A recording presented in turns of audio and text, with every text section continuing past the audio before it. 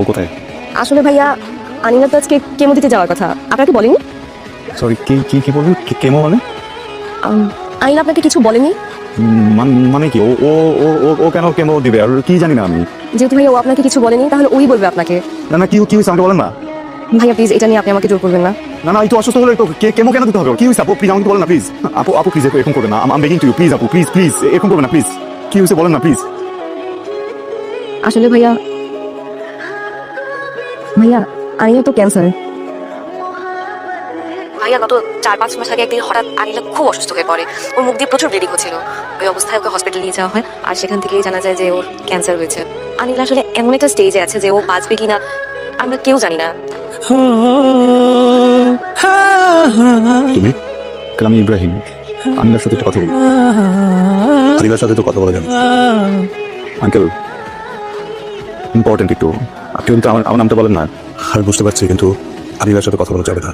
Uncle অনেক বেশি important, please একটু। ইব্রাহিম ওখানে দাঁড়াও।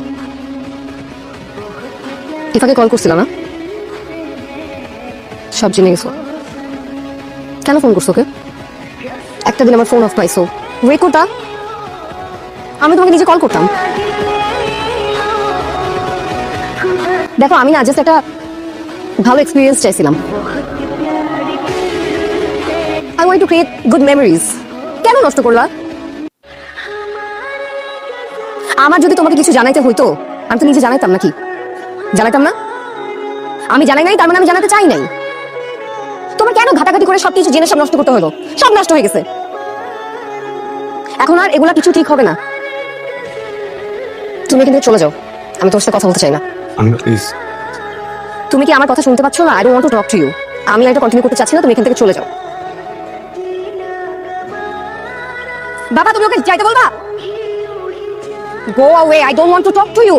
বাবা যেতে বলো ওকে এখান থেকে।